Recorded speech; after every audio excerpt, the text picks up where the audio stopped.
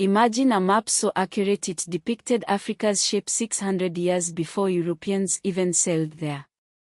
In 1389, the Chinese cartographers of the Ming dynasty painted the Da Ming Han E2 on silk, a sprawling 17-square-meter masterpiece that proves Asia knew Africa long before the West.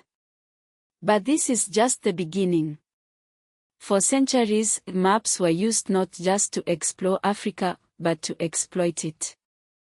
By the 19th century, European powers gathered in Berlin to carve up the continent like a cake, drawing borders with rulers, not knowledge, splitting ethnic groups and igniting conflicts that still burn today. The Sahara was once green, the Nile's source was a myth, and the coast of Kenya hid one of the largest slave ports in history. This is the story of how maps didn't just describe Africa, they destroyed it. The earliest known African cartography wasn't European at all.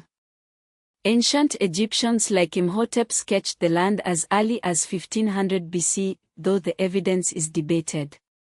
The Turan papyrus map from 1150 BC shows real geographic precision, proving Africans mapped their own land first. But Greek-Roman geographer Claudius Ptolemy changed everything.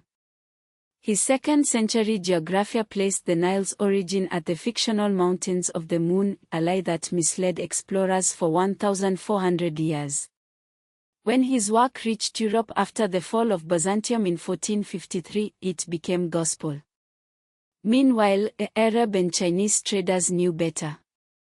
The Malindi Treaty of 1490 marked a dark turn. Portuguese explorers formalized trade with Kenya's coast, but their maps soon charted slave routes. Malindi's deep-water port became a hub for human trafficking, with thousands shipped to the Americas.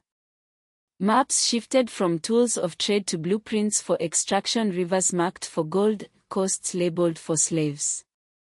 The 17th century brought the blank interior strategy. European maps showed precise coastlines but left the heart of Africa empty, propagating the myth of Tyrannalayas, land free for the taking. They filled voids with monsters, dog-headed men, dragons, and exaggerated mountains. These weren't mistakes. They were propaganda. By 1884, the Berlin Conference made it official. Without a single African in the room, Europe partitioned the continent. Kingdoms like the Ashanti and Zulu vanished from maps, replaced by arbitrary lines. The result? By 1900, 90% of Africa was colonized. Angola only broke free in 1975, the last domino to fall. Today, these fake borders fuel wars.